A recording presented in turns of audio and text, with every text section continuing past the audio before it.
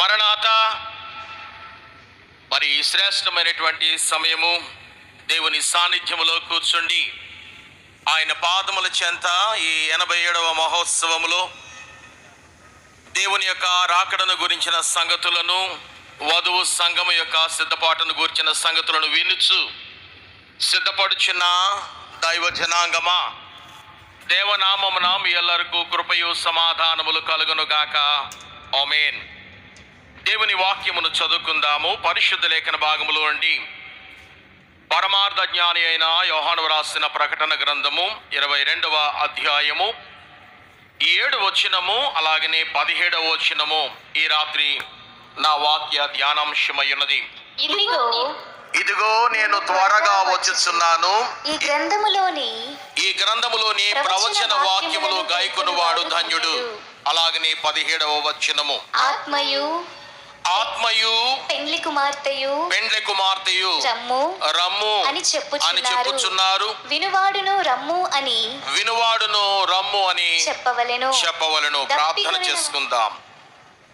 ప్రేమ స్వరూపుడు అయిన మా తండ్రి, ప్రాణనాథుడా, పెండ్లి కుమారుడా, ఈ రాత్రి నీ వాక్య ధ్యానమునకు నీ ఎదుట నిలచియున్న నన్ను మరుగుపరిచి నీ బిడలైన వారికి ఇట్టి వాక్య వర్తమానం అవసరమైనదు మీరు బోరగా నన్ను వాడుకుని అందించుమని మా మంచి బోధకుడైన యేసు నామములో వేడుకొనుచున్నాను పరమ తండ్రి.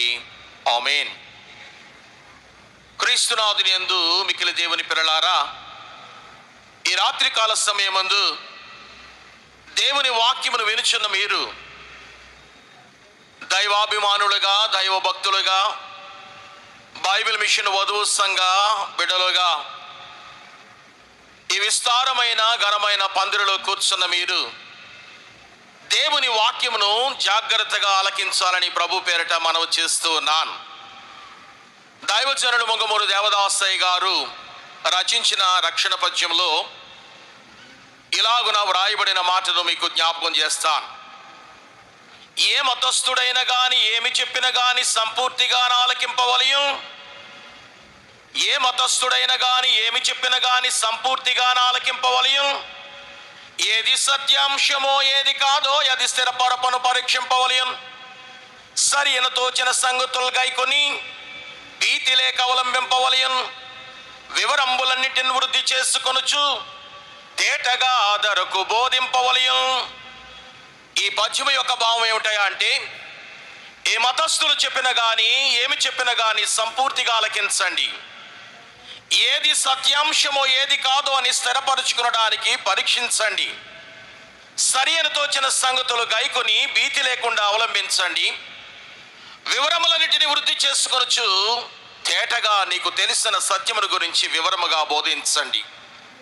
సత్యం ఎలా బయలుపడుతుందయా అనంటే దైవజనులు అన్నారు, జ్ఞానమున్ మనస్సాక్షిని ఆనుకొనుచు, నీ జ్ఞానమున్ మనస్సాక్షిని ఆనుకొనుచు చెడు విషయములన్నిటిని విడిచివేసి నలుగురితో మచ్చుగా నడుచుకొనుచు బ్రతుకువానికి సత్యము బయలుపడును.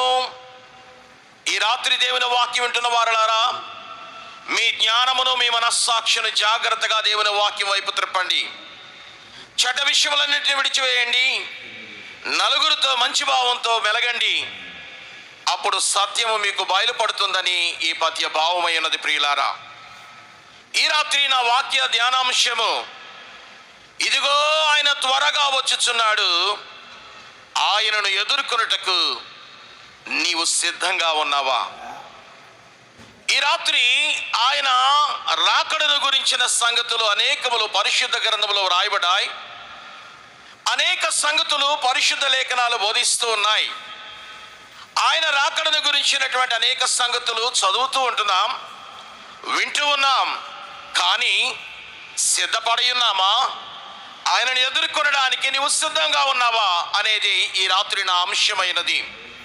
ప్రియులారా, దైవజనుడు దేవదాసయ్య గారు వధువు సంఘము వరుని కొరకు ఎదురు చూచుచున్నది అనే కీర్తనలో త్వరగా కడ్డులు లేవని అర్థము విరివిగా చెప్పుచున్నది అని అన్నారు. త్వరగా అనేటువంటి మాటకు అడ్డులు లేవట. ఎందుకు అనంటే దైవజనులు చెప్పినటువంటి మాటను జాగ్రత్తగా ఆలోచన చేస్తే, విరివిగా చెప్పబడుచున్నటువంటి ఆ మాటలు, దేవుని వాక్య గ్రంథములో వ్రాయబడినటువంటి ఆ మాటలను మనము జాగ్రత్తగా ఆలోచన చేస్తే, నరుడు అపవాది అడ్డుపరపలేరు, వరుడడిగో అనుచున్నది ఆయనే పాపహరుడు అనుచున్నది అని వధూ సంఘం అనేటువంటి కీర్తనలో దైవజనులు రాసిన వారై ఉన్నారు. ఆయన రాకడ అతి శీఘ్రముగా ఉన్నదని మనం అందరం ఎరుగుదుము. అందరూ ఇదిగో ఆయన త్వరగా వచ్చుచున్నాడని చెప్పుచూ ఉన్నారు, కానీ ఆయన వచ్చు వేళకు సిద్ధపడువారు ఎంతమందో ఈ రాత్రి జాగ్రత్తగా నన్ను నేను ప్రశ్నించుకుంటున్నాను, మిమ్మల్ని మీరు ప్రశ్నించుకోనండి. ప్రియులారా, బైబిల్ గ్రంథంలో వ్రాయబడిన అనేక సంగతులలో అపోస్తలుడైనటువంటి పౌలు గారు హెబ్రీ సంఘానికి వ్రాస్తూ 10వ అధ్యాయము 37వ వాక్యమందు ఒక మాటను దైవజనుడు బైబిల్ గ్రంథము చెప్పబడుతుంది. ఇక కాలము బహు కొంచెముగా ఉన్నది, వచ్చుచున్నవాడు ఆలస్యము చేయక వచ్చును. నా ఎదుట ప్రియులారా, కాలము బహు కొంచెముగా ఉన్న వేళలో వచ్చుచున్నవాడు ఇదిగో నేను త్వరగా వచ్చుచున్నాను అని తాను చెప్పుచున్న వేళలో ఉన్న మనము వచ్చుచున్న ఆయనను ఎదుర్కొనడానికి సిద్ధముగా ఉన్నామా లేదా అన్న సంగతిని మరొకసారి మీ మధ్యలో జ్ఞాపకం చేసుకోవాలని ఆశపడుతూ ఉన్నాం. సాధారణంగా మనందరము కూడా సిద్ధపాటును గురించి ఆలోచన చేస్తే, ఈ రాత్రి మీ అందరినీ కూడా పరిశుద్ధ గ్రంథము అనబడినటువంటి బైబిల్ గ్రంథము, ఇది అర్థమునకు సాదృశ్యం. మీ అందరూ కూడా దయచేసి ఒక్కసారి మీ ముంగుట ఈ పరిశుద్ధ గ్రంథము అనే అర్థాన్ని పెట్టుకుని సిద్ధపడడానికి సంసిద్ధులుగా ఉండాలని ప్రభు పేరిట మనవి చేస్తూ, కాలము బహు కొంచెముగా ఉన్న ఈ వేళ, ఆయన వచ్చువాడు త్వరగా వచ్చుచున్నానని చెప్పుచున్న ఈ వేళ, ఒకవేళ నీవు సిద్ధపడి ఉండకపోతే, అపోస్తలుడైనటువంటి పేతురు రాసిన 2వ పత్రిక 3వ అధ్యాయము 2వ వాక్యాన్ని ఈ రాత్రి మీ ముందు ఉంచాలని ఆశపడుతున్నాను. పేతురు రాసిన 2వ పత్రిక 3వ అధ్యాయము 2వ వాక్యములలో వ్రాయబడింది, పరిశుద్ధ ప్రవక్తల చేత పూర్వమందు పలుకబడిన మాటలను ప్రభువైన రక్షకుడు మీ అపోస్తలుల ద్వారా ఇచ్చిన ఆజ్ఞను మీరు జ్ఞాపకము చేసుకొనవలెనని విషయమును మీకు జ్ఞాపకము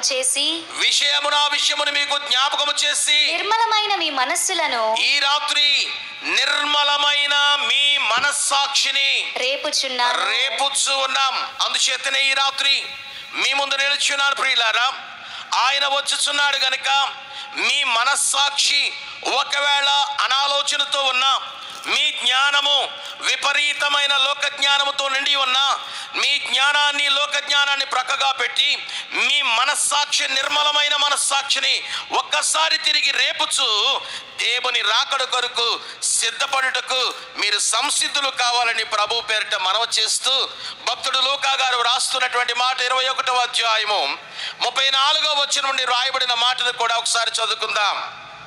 లూకా సువార్త 21వ అధ్యాయము 34వ వచనం నుండి ఇలా వ్రాయబడి ఉంది, మీ హృదయములు ఒకవేళ తిండి వలనను మత్తు వలనను ఐహిక విచారముల వలనను మందముగా ఉన్నందున ఆ దినము అకస్మాత్తుగా మీ మీదికి ఉరి వచ్చినట్టు రాకుండా మీ విషయమై జాగ్రత్తగా ఉండుడి. ప్రియులారా, ఆయన రాకడకు సిద్ధపడవలసినటువంటి మనము బహు జాగ్రత్త కలిగిన వారమై ఎవరి మట్టుకు వారే జాగ్రత్త వహించాలి. ఎవరు వచ్చి జాగ్రత్త అండి, చూసుకోండి, సిద్ధపడండి అని చెప్పే కాలము త్వరలోనే ముగిన ఉన్నది కనుక ఇక మీకు చెప్పేవారు ఎవరు ఉండరు.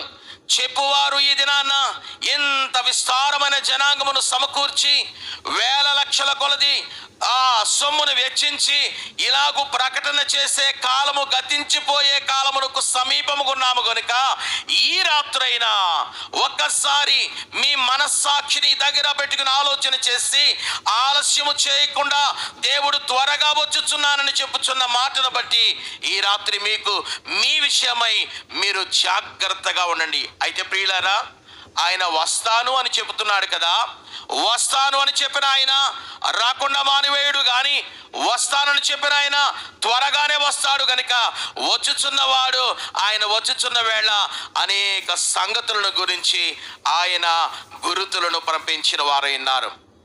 దైవజనులు వ్రాసినటువంటి కీర్తనలో గురుతులను ప్రవచనములను గుణించుచున్నది. ఎవరట ఈ గురుతులను ప్రవచనాలను గుణించుకోవాలి అనంటే వధువు సంగముగా సిద్ధపడుచున్న మనమే గురుతులను ప్రవచనములను ఒక ప్రక్క జరిగేటువంటి గురుతులను చూసుకుని, ఇదిగో వ్రాయబడిన గ్రంథములో వ్రాయబడిన ప్రవచనాన్ని చూసుకుని వాటి రెండింటిని గుడించుకుని సరియే అనుచు మురియుచు తరచు అనుచు ఆయన రాకడ కొరకు సిద్ధపడాలట. ప్రియులారా, అందుచేతనే ఆయన త్వరగా వచ్చుచున్నాడని సత్యాన్ని గుర్తెరగవలసిన వారమైన మనము ఖచ్చితంగా చాలా బిజీగా ఉండాలి. ఏంటయ్యా నీవు బిజీగా ఉండవలసిన పని అంటే, దేవుని వాక్య గ్రంథములో వ్రాయించి ఉన్నటువంటి ప్రవచనములు లేక గురుతులను ప్రవచనములను రెంటిని గుణించుకోవాలి. ఈ రెంటిని గుణించుకోవడానికి ఈ కాలమందు క్రైస్తవ సంఘమునకు గాని వధువు సంఘమునకు గాని తీరిక లేదు. ఎందుచేతనయ్యా అంటే లోకమంతా మనుషులను భ్రమలో నడిపిస్తుంది. మనుషులందరూ కూడా మేము చక్కగానే ఉన్నాం, సిద్ధపడుతూనే ఉన్నాం అని అనుకుంటున్నారు, కానీ వారు సిద్ధపాటుకు దగ్గరగా లేరు అనే సత్యాన్ని జాగ్రత్తగా గ్రహించాలని ప్రభు పేరిట హెచ్చరిస్తూ, ఆయన రాకడ సమయంలో సంభవించేటువంటి సూచనలు మచ్చుకు 2 లేక 3 సూచనలు తెలియపరిచి, ఆ తదుపరి ఎవరు ఆయనను ఎదుర్కొనడానికి కలుసుకోవడానికి సిద్ధపడతారో, ఎలాగో మనం ఆయనను సిద్ధపడాలో, దైవజనులు సిద్ధపడుటకు అవసరమైన సంగతులు ఏమి చెప్పారో ఆ సంగతులు నేను వివరించాలని ఆశపడుతున్నాను. ఈ దినమందు మొట్టమొదటిగా ఆయన రాకడలో, ఆయన ద్వితీయాగమనుడిగా ఆయన త్వరగా వచ్చుచున్న వేళలో, ఆయన వచ్చే సమయమందు జరిగే సంగతుల్లో అపోస్తలుడైన తిమోతికి వ్రాసిన 2వ పత్రిక 4వ అధ్యాయము 3-4 వచనములు, తిమోతికి వ్రాసిన 2వ పత్రిక 4వ అధ్యాయము 3-4 వచనాలు చదువుకుందాం. ఎందుకనగా జనులు హితబోధను సహింపక, మంచి చెప్పే దేవుని వాక్యమును బాగా చెప్పే బోధను సహించక, దురద చెవులు గలవారై తమ స్వకీయ దురాశలకు అనుకూలమైన బోధకులను తమ కొరకు తాము పోగు చేసుకుని చదువమ్మా. సత్యమునకు చెవినీయక కల్పన కథల వైపుకు తిరుగు కాలము వచ్చింది అనే సత్యాన్ని గుర్తెరగండి. సభలో కూర్చున్న వారులారా, దేవుని వాక్యం వింటున్నటువంటి వారులారా, ఈ దినాలలో సంఘములలో కావచ్చు లేక మీటింగ్స్ లో కావచ్చు, ఎవరైనా దేవుని రాజ్యమును గురించిన సంగతులు చక్కగా వివరిస్తూ ఉంటే వారికి పట్టనట్టుగా ఉంటారు. లోక సంబంధమైనటువంటి జోక్స్ వేస్తూ, కుటుంబంలో జరిగేటువంటి సంసార జీవితంలో జరిగేటువంటి కల్పన కథలు బోధిస్తూ ఉంటే ఆహా ఓహో ఎంత బాగా చెప్పారో అనే కాలానికి వచ్చేసారు. జాగ్రత్త, కూర్చున్న మీ అందరూ కూడా అలాంటి సంగతులు విన్నారు. ఈ సంగతి గుర్తించండి, ఇలాంటి సంగతి సంభవించుచున్నది అనంటే ప్రభు యొక్క రాకడ శీఘ్రముగా ఉన్నది అనే సత్యాన్ని గుర్తించాలి. ప్రియులారా, ఈ రాత్రి నా వాక్యాన్ని వింటున్నటువంటి మీరు ఈ రాత్రి ఒక కృత నిర్ణయాన్ని తీసుకుని ఈ 87వ మహోత్సవంలో నుండి బయలుదేరి ప్రభువా నేను సిద్ధం అని దేవునితో చెప్పడానికి ధైర్యం కలిగిన వారై ఉండాలని ప్రభు పేరిట మనవి చేస్తూ, ఒకవేళ కల్పనా కథల వైపు గాని దురద చెవులు కలిగిన వారై ఉండి ఒకవేళ చక్కగా మిమ్మల్ని ప్యాంపర్ చేసేటువంటి బోధకులను, మిమ్మల్ని పొగిడేటువంటి బోధకులను ఒకవేళ మీరు పోగు చేసుకుని కూర్చుంటే ఈ రాత్రి దేవుడు మిమ్మల్ని గద్దిస్తూ ఉన్నాడు. ఆ గద్దింపుకు లోబడి నిన్ను ఒక చేస్తున్నారంటే, ఒకవేళ నిన్ను ఏ తప్పిదము చేసినా నిన్ను హెచ్చరించకుండా ఒకవేళ ఊరుకుంటున్నారంటే, దేవుడు చెబుతున్న మాట ఈ రాత్రి ప్రియులారా, ఆ బోధన నేను తప్పుకోవాలి. ఎందుకో తెలుసా? తప్పులను తప్పుగా ఖచ్చితముగా ఖండించవలసినది దేవుని వాక్యం అలాగనే బోధిస్తుంది. దేవుని వాక్య బోధ ప్రకారముగా తప్పును ఖండించగలిగిన వారై ఉండాలి. అందుచేతనే రెండవదిగా ప్రియులారా, తప్పుగా ఖండించగలిగినటువంటి బోధకుల వైపు మీ మనస్సులను త్రిప్పాలని ప్రభు పేరిట మనవి చేస్తున్నాను. ఎందుకంటే ఈ కడవరి కాలంలోనే విశ్వాస సత్యములను విడిచిపెట్టి దూరం అయిపోయేటువంటి కాలమట. విశ్వాసం నుండి తొలగిపోతారు, సత్యబోధ నుండి వారు లక్ష్య పెట్టరు, వారిని పొగడే బోధల కోసం తిరుగులాడుతుంటారు. రెండవదిగా ఆయన రాకడకు సంభవించే మరొక గుర్తు ఏంటంటే, యూదులు పాలస్తీనాకు తిరిగి వెళతారు. ఇది ఒక గుర్తు. యేసు ప్రభు వచ్చుచున్నాడు, ఇదిగో వినరండి అనేటువంటి కీర్తనలో యూదులు పాలస్తీనా వెళ్ళుచున్నారు, ఇది ఒక గుర్తు, ఈ కాలంలోనే ప్రభు వస్తాడు అనే సంగతిని దైవజనులు చక్కగా వ్రాసిన వారైనారు. త్వరగా రానున్న యేసు త్వరగానే రెమ్ము అనేటువంటి కీర్తనలో ఆ వచనను రాస్తారు. అందుచేతనే ద్వితీయోపదేశ కాండమందు 30వ అధ్యాయములో మొదటి 5 వచనములు వ్రాయబడిన మాట ఏమిటో తెలుసా ప్రియులారా? ద్వితీయోపదేశ కాండము 30వ అధ్యాయము మొదటి 5 వచనాలు చదువుకుందాం. నేను నీకు వినిపించిన ఈ సంగతులన్నీ చదివేమ్మా. అనగా దీవెనయు శాపమును నీ మీదికి వచ్చిన తరువాత నీ దేవుడైన యెహోవా నిన్ను వెళ్ళగొట్టించిన సమస్త జనముల మధ్యను వాటిని జ్ఞాపకము చేసుకొని నీ దేవుడైన యెహోవా వైపు తిరిగి, నేడు నేను నీకాజ్ఞాపించు సమస్తమును బట్టి నీ పూర్ణ హృదయముతోనూ నీ పూర్ణ ఆత్మతోనూ ఆయన మాట నీవును నీ సంతతి వారును వినిన ఎడల నీ దేవుడైన యెహోవా చెరలోని మిమ్మును తిరిగి రప్పించును. ప్రియులారా, ఈ సంగతులను మీరు ఇంటి యొద్ద చదువుకురండి. ఈ 5 వచనాల్లో కూలంకషంగా చెప్పబడిన మాట ఏంటో తెలుసా? యూదులైన వారు సమస్త దేశములకు చెదిరిపోయి ఉన్నారు, వారందరిని దేవుడు తాను తిరిగి రప్పిస్తాను అని అన్నాడు. ఇది ఒక గురుతు. ఈ గురుతు జరుగుతున్నది కనుక ప్రియులారా గమనించండి. యూదులు మరలా పాలస్తీనాకు తిరిగి వచ్చేటువంటి సమయము ఆసన్నమైనది. వారు సిద్ధపడుచున్నారు, తిరిగి వచ్చి వేయుచున్నారు గనక ప్రభు యొక్క రాక అతి శీఘ్రముగా ఉన్నదనేటువంటి సంగతిని గుర్తెరగాలని ప్రభు పేరిట మీకు మనవి చేస్తూ, ప్రియులారా దానియేలు గ్రంథకర్త కూడా తెలియజేస్తున్నాడు, ఆయన వచ్చే కాలమందు అనేకమైన వింతలు జరుగుతాయి. దానియేలు గ్రంథము 12వ అధ్యాయము మొదటి 4 వచనాలు చదువుకుందాం. ఆ కాలమందు నీ జనుల పక్షమున నిలుచునట్టి మహా అధిపతియగు మికాయేలు వచ్చును. అప్పుడు నీ జనులు రాజ్యముగా కూడిన కాలము మొదలుకొని ఈ కాలము వరకు ఎన్నటికిని కలుగునంత ఆపద కలుగును. అయితే నీ జనులలో గ్రంథమునందు దాఖలైన వారెవరో వారు తప్పించుకొందురు. మరియు సమాధులు నిద్రించిన అనేకులు మేలుకొనుదురు. కొందరు నిత్య జీవమును అనుభవించుటకును, కొందరు నింద పాలగుటను, నిత్యముగా హేయులగుటకును మేలుకొలుదురు. బుద్ధిమంతులైతే ఆకాశ మండలములోని జ్యోతులను పోలిన వారై ప్రకాశిస్తారు. నీతి మార్గమును అనుసరించి నడుచుకున్నట్లు ఎవరు అనేకులను త్రిప్పుదురు, వారు నక్షత్రముల వలె నిరంతరము ప్రకాశిస్తారు. ప్రియులారా, ఈ కడవరి దినాల్లో అనేక మందిని త్రిప్పవలసిన బాధ్యత ప్రియ సంగమా నీ మీద కూడా దాచిపెట్టబడి ఉన్నది. ప్రియ సంగమా, నీకు కూడా దేవుడు ఒక బాధ్యతను అప్పగించాడు.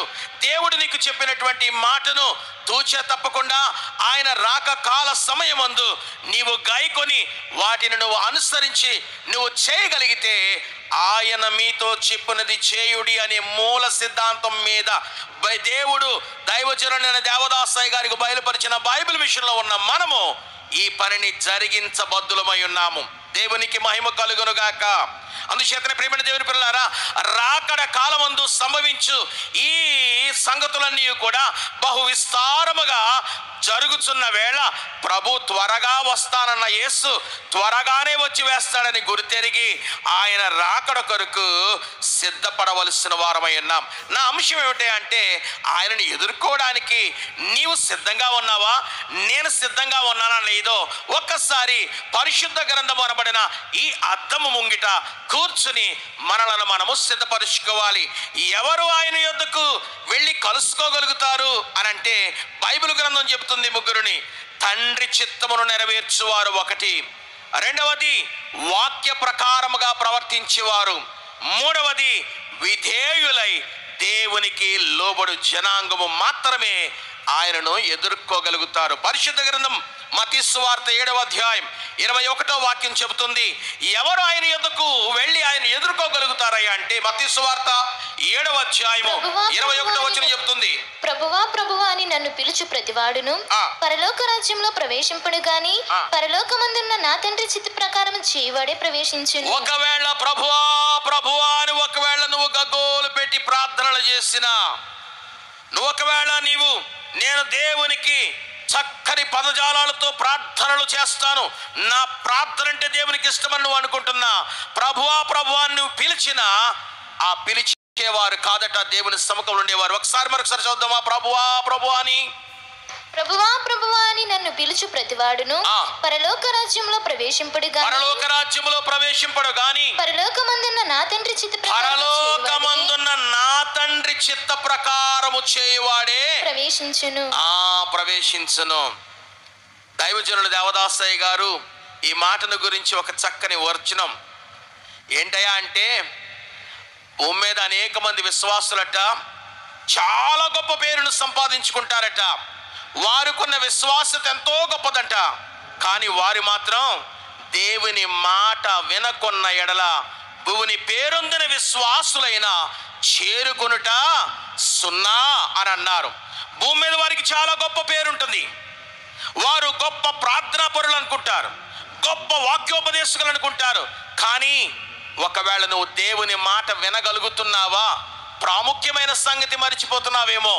దేవుని మాట వినకుండా ఒకవేళ నువ్వు ఎన్ని కార్యాలు చేసినా పరలోక రాజ్యాన్ని స్వతంత్రించుకోవడానికి హక్కుదారుడు కావు, నీవు దేవుని సముఖంలో గుడ్డు సున్నా అన్నారు దైవజనులు.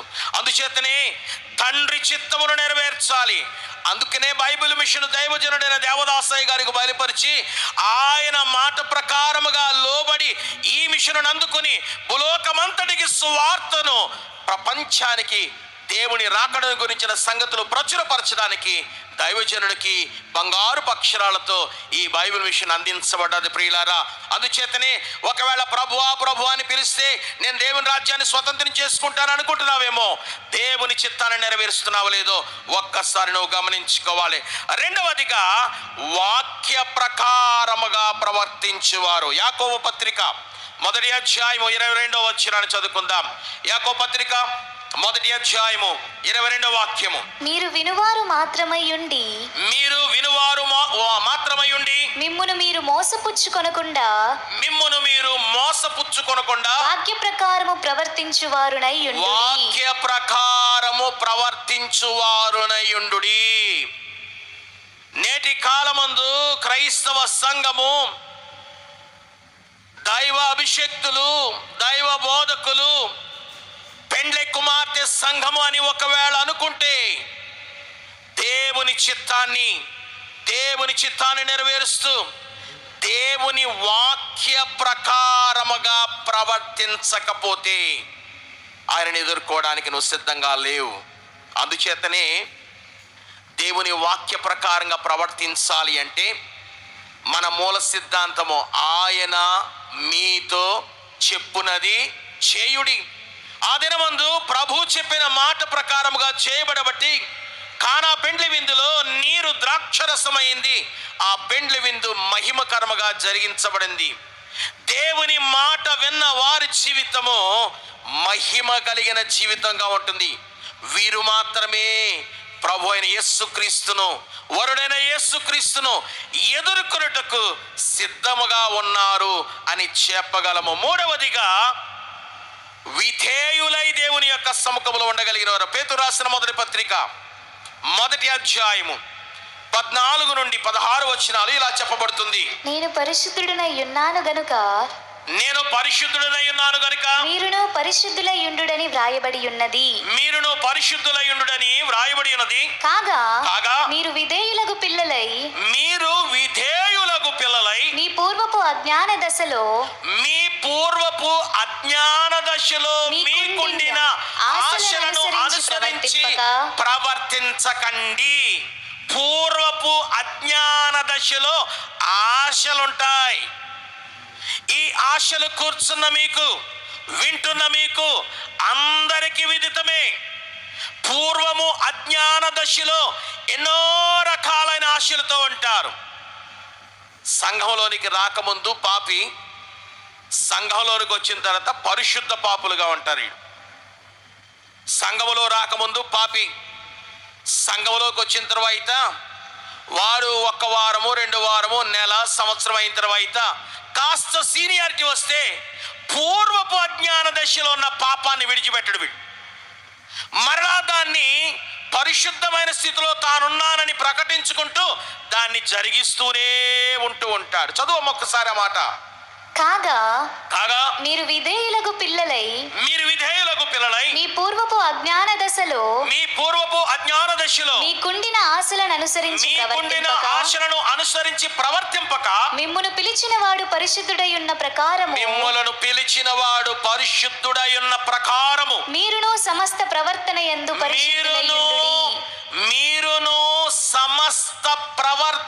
యందు పరిశుద్ధులై ఉండుడి.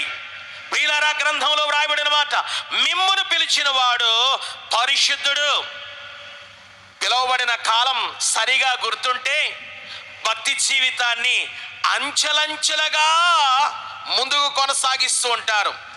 భక్తిలోనికి ఆరంభ దశలో వచ్చిన భక్తి, ఆరంభ దశలో ఉన్నటువంటి వినయము, విధేయత, ఆరంభ దశలో ఉన్న మోకాళ్ళ జీవితం, ఆరంభ దశలో ఉన్న దేవ మందిరానికి వచ్చు విధానం ఈ దినాన నీ జీవితంలో ఉన్నదా లేదా ఒక్కసారి ఆలోచన చేయి. ఎందుచేతనో తెలుసా? దేవుని యొక్క వాక్యం సెలవిస్తుంది, ఒకవేళ నీవు దేవుని సన్నిధిలో అదే స్థితిని నువ్వు అనుసరించి నడుచుచూ ఉంటే దేవుని యొక్క రాజ్యాన్ని స్వాతంత్రించుకోలేవు, లేక నువ్వు దేవుని కలుసుకోవడానికి నువ్వు సిద్ధపడలేవు. ప్రియుల అందుచేతనే విధేయులైన పిల్లలై 16వ వచనాన్ని ఒకసారి చూపించిన ఆయన 16వ వచనాన్ని ఒకసారి చూద్దాం.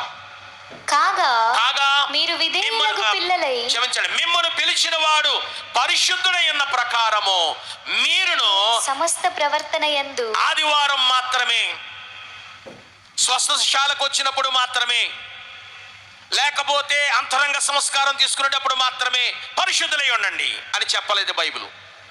సమస్త ప్రవర్తనలోనూ నీవు లేచినది మొదలుకొని, నిద్ర లేచినది మొదలుకొని మరలా పడకకు వెళ్ళేంత వరకు కూడా నీ ప్రవర్తన అంతటిలో పరిశుద్ధత కలిగి ఉండవలసిన వాడే. అందుచేతనే దైవజనుల దేవదాసయ్య గారు మనకు దేవుని ఒక వరం అడగమని నేర్పించారు. మనం చాలా వరాలు అడుగుతాం, మోకాళ్ళు అడిగితే 36 రకాల లిస్టు పెడతాం దేవుడి దగ్గర. ప్రభు అది కావాలి, ఇది కావాలి. నేనంటాను, దైవజనుడు మనకు నేర్పించిన మాట, దేవా పరిశుద్ధుని చేసి నీ వరములు నాకు దయచేసి నీ పరిశుద్ధ సన్నిధిని నాకు చూపించుము, నేను నిన్ను విడిచి వెళ్ళను అని దేవుని వరమడుగుదుముగాక. ఆమేన్ చెప్పండి అందరూ. గట్టిగా చెప్పండి కూడా దేవుని స్తుతిద్దాం. ఒకసారి రాత్రి గట్టిగా దేవుని స్తుతిద్దాం. ప్రియులారా, దేవా నన్ను పరిశుద్ధుని చేయి, నీ వరములు నాకు దయచేయి, నీ పరిశుద్ధ సన్నిధి నాకు చూపించు. ఎందుకో తెలుసా? బైబిల్ మిషన్ వారులారా, దేవుడు నేడును కనబడి మాట్లాడునను విశ్వాసమును ఎరిగిన వారమైన మనము దేవుని చూడలేక ఇంకా అజ్ఞాన దశలో ఉంటే ఈ రాత్రి ప్రభు ఈ రాత్రి నీకు కనబడడానికి సిద్ధంగా ఉన్నాడు. ఆయన నీకు కనబడతాడు, నీతో మాట్లాడతాడు. ఆయన చూడగలిగితే, ఆయన పరిశుద్ధమైన రాజ్యాన్ని నువ్వు చూడగలిగితే ఆయన్ని విడిచి మనం ఎక్కడికి పోలేము. అందుచేతనే ప్రియమైన వారలారా, దేవుని కలుసుకోవాలంటే దేవుని చిత్తము జరిగించేవారుగా ఉండాలి, వాక్య ప్రకారముగా నడిచేవారు ఉండాలి. రెండవది పరిశుద్ధుడైన పిల్లలుగా ఉండాలి. అందుచేతనే ఈ రాత్రి మీ అందరూ కూడా ఎలాగున మనం తయారవ్వాలంటే తయారయ్యే విధానాన్ని నేను మీ ముందు ఉంచుతాను. ఎవరు ప్రభుని ఎదుర్కోవడానికి సిద్ధపడతారో వారు ఎలా సిద్ధపడాలో ఈ రాత్రి దేవుని వాక్యంలో నుండి జ్ఞాపకం చేసుకుంటాం. మొట్టమొదట ప్రభుని ఎదుర్కొనడానికి సిద్ధపడే విధానంలో పరిశుద్ధమైన స్థితిని అలంకరించుకోవాలి. అపోస్తలుడైనటువంటి పౌలు హెబ్రీయులకు రాసిన పత్రిక 12వ అధ్యాయం 14 నుండి 17 వచనాలు చదువుకుందాం. అందరితో సమాధానమును పరిశుద్ధతయు కలిగి ఉండుటకు ప్రయత్నించుడి. అందరితోనూ సమాధానమును పరిశుద్ధతయు కలిగి ఉండుటకు ప్రయత్నించుడి. పరిశుద్ధత లేకుండా ఎవడును ప్రభును చూడడు. ఒక్క నిమిషం అమ్మ, మరలా తర్వాత వచనాలు చదువు. కానీ పరిశుద్ధుడు అనుకోగానే చాలా మంది తెల్లటి వస్త్రాలు ధరించుకుని తెల్లగా ఉండి అలాగ కనబడటం పరిశుద్ధులు అనుకుంటారు. కొంతమంది అసలు నోట్లోంచి మాట రాకుండా మౌనంగా ఉండడం పరిశుద్ధులు అనుకుంటారు. నో,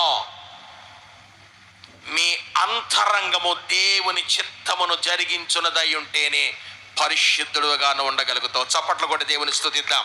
ఈ రాత్రి ఈ పందిరిలో కూర్చున్న మనందరము కూడా పరిశుద్ధమై దేవుని చిత్తాన్ని జరిగించుదుము గాక. నోరు కలిగిన వారందరూ ఆమేన్ చెప్పండి గట్టిగా. ఆమేన్. ప్రియులారా, దేవుని చిత్తాన్ని జరిగించాలి. అందుచేతనే హెబ్రీయులకు రాసిన పత్రికలో మనం చదువుకుందాం 14వ వచనం మరొకసారి చూద్దామమ్మా. అందరితో సమాధానమును. ప్రియులారా, ఒక్క విషయాన్ని గమనించండి. చెడు విషయములన్నీ విడిచివేసి అందరితో మచ్చుగా నడుచుకోనండి అని జ్ఞాన మనస్సాక్షులకు చెప్పమన్నారు దైవజనులు. అందుచేతనే అందరితోనూ సమాధానమును పరిశుద్ధతను కలిగి ఉండుటకు ప్రయత్నించుడి. పరిశుద్ధత లేకుండా ఎవరును ప్రభువును చూడడు.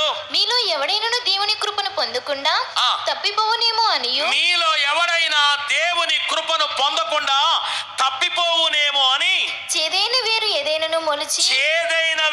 ఏదైనా మొలచి కలవరపరచుట వలన అనేకులు అపవిత్రులైపోదురేమో అనియు. ఒక పూట కోటి కొరకు తన జ్యేష్ఠత్వపు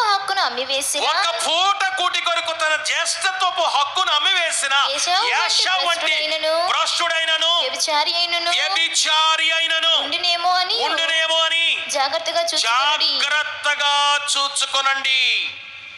ఒకవేళ జాగ్రత్తగా చూసుకోకపోతే పడిపోతాం. 17వ వచనం. ఏశావు ఆ తరువాత ఆశీర్వాదం పొందగోరి. ప్రియులారా, గమనించండి. పడిపోయిన తరువాత మరలా నీకు ఆశీర్వాదం కావాలని నువ్వు ప్రాకులాడినా, చదవమ్మా, కన్నీళ్లు విడిచుచు దాని కోసం శ్రద్ధతో వెతికినను మారు మనసు పొందని అవకాశము దొరకక విసర్జింపబడవలని మీరు అరుగుదురు. ప్రియులారా, దేవుడు వాక్యము సెలవిచ్చిన మాట మనందరము చదువుతూ ఉన్నాం. మనందరికి తెలిసిన సంగతే. జాగ్రత్త, ఒకవేళ నువ్వు పడిపోతే అనవద్దు. వడిగాలేమో రమ్ము అని ప్రభు సెలవిచ్చిన మాటను బట్టి ఈ రాత్రి ఒక నూతన నిర్ణయాన్ని తీసుకో. రెండవదిగా ఆయన ఎదుర్కొనేందుకు సిద్ధపడే విధంలో మనకు మంచి సాక్ష్యం ఉండాలి. కొరింథీయులకు రాసిన 2వ పత్రిక 7వ అధ్యాయం మొదటి 4 వచనాలు చదువుకుందాం. అపోస్తలుడైన పౌలు కొరింథీయులకు రాసిన 2వ పత్రిక 7వ అధ్యాయము మొదటి 2 వచనాలు. ప్రియులారా, మనకు ఈ వాగ్దానములు ఉన్నవి గనుక దేవుని భయముతో పరిశుద్ధతను సంపూర్తి చేసుకొనుచు శరీరమునకును ఆత్మకును కలిగిన సమస్త కల్మషము నుండి మనలను పవిత్రులుగా చేసుకుందాము. ఆమేన్ చెప్పండి గట్టిగా. మమ్మును మీ హృదయములో చేర్చుకొనుడి.